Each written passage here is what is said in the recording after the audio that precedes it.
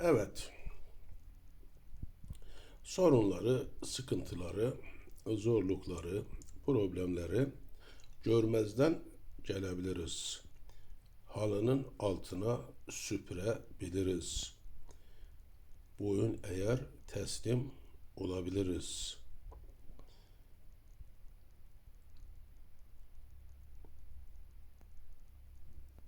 Aşmaya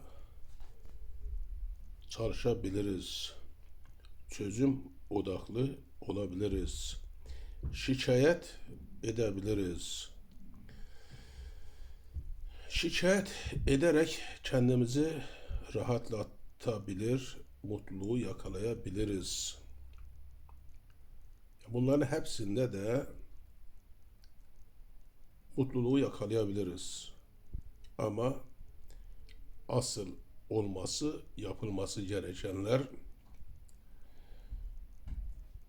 ben her türlü sorunları aşacak, her türlü sıkıntıları çözecek, her türlü zorluklara direnecek, her türlü acılara dayanacak, bu hayatta yaşamak için ihtiyaç duyduğum her şeyi elde edecek, gerçekten yürekten istediğim her şeyi elde edecek, gerçekten inanarak mücadelesini verdiğim her şeyi elde edecek güce, kudrete, enerjiye, yeteneğe ve donanıma sahibim diyebilmektir, demektir.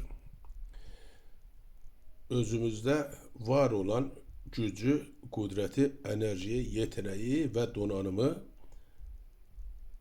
ortaya çıkarabilmek, aktif edebilmektir.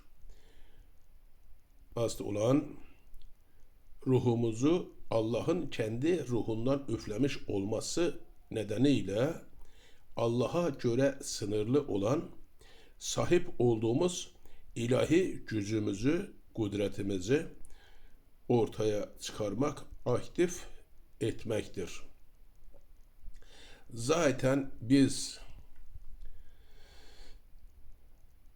her türlü sorunları aşacak, her türlü sıkıntıları çözecek, her türlü zorluklara direnecek, her türlü acılara dayanacak, gerçekten bu hayatta yaşamak için ihtiyaç duyduğumuz her şeyi elde edecek, gerçekten yürekten istediğimiz her şeyi elde edecek, gerçekten inanarak mücadelesini verdiğimiz her şeyi elde edecek güce, kudrete, enerjiye, yeteneğe ve donanıma sahip olduğumuzun farkında olduğumuzda, idrak ettiğimizde, bir de ruhumuzu Allah'ın kendi ruhundan üflemiş olması nedeniyle Allah'a göre sınırlı olan, sahip olduğumuz ilahi gücün, kudretin farkında olduğumuzda, bildiğimizde biz gerçek mutluluğu yakalamış, olumsuzluklara kapı açacak mutluluğu değil, güzelliklere kapı olacak mutluluğu yakalamış oluruz.